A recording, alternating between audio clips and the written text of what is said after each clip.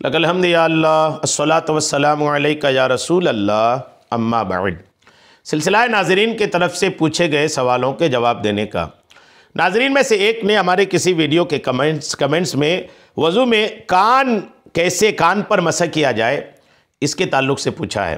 कानों पर कैसे मसह करें, क्या इसका तरीका है? आइए तवज्जो के साथ जवाब सुनने की सआदतें हासिल कीजिए।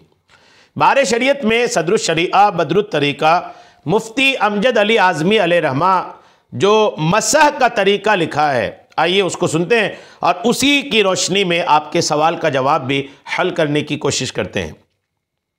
सदरुश शरीआ लिखते हैं कि चूँकि ये कान पे मसह जो है ना, ये सर पे मसह का ही हिस्सा है, इसलिए सर पे मसह का तरीका सुनिए तो कान भी उसमें अल्हम्दुलिल्लाह आ ही जाएगा।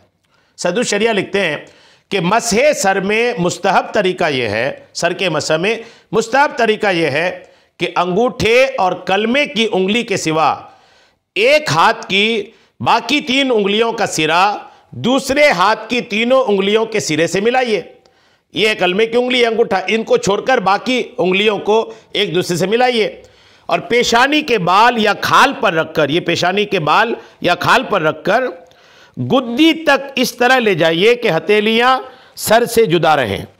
ये आ गए, वहां से हथेलियों से मसा करता हुआ फिर वापस आना है, तो ये हथेलियां हैं, तलवे जिसको बोलें, ये हथेलियों से मसा करता वापस आए।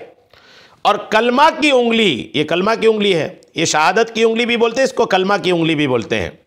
कलमा की उंगली की पेट से कान के अंदरूनी हिस्से का मसा करें।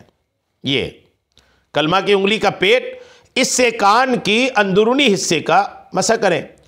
और अंगूठे, ये अंगूठा, अंगूठे के पेट से कान की बैरूनी बाहर का हिस्सा यूं बाहर की बैरूनी सतह का और उंगलियों की पुष्ट से गर्दन का मसा करें। तो ये हो गया। अब कलमे की उंगली से कान का मसा का जो आपने पूछा है, कलमे की उंगली से, उंगली के ये पेट से, इस ये वाले हिस्से से, इससे आपको कान के अंदर का मसा करना है और अंगूठा से आपको ये कान के बाहर का जो बैक साइड है, बाहर का हिस्सा है, इसका मसा करना है। तो ये सदरुश शरीआ ने अल्हम्दुलिल्लाह ये मसा का तरीका लिखा है। और साथ ही में सदरुश शरीआ ने कानों के मसा में ये बात भी लिखी है कि कानों का मसा करते वक्त भीगी छिंगलियाँ, ये छोटी उंगली, इसको पानी से भिगाए कानों के सुराख में दाखिल करें। कानों के सुराख में ये छोटी उंगली को भिगा लें और भिगाकर इसको कान के सुराख में दाखिल करें।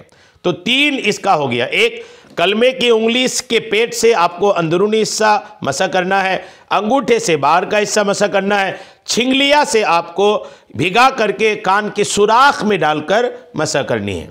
ये इसका मुकम्मल तरीका है जो बारे शरीयत में सदरुश शरीआ ने वज़ू के मुस्तहब्बात के बयान में ज़िक्र फरमाया है। उम्मीद है आपको समझ में आ गया होगा।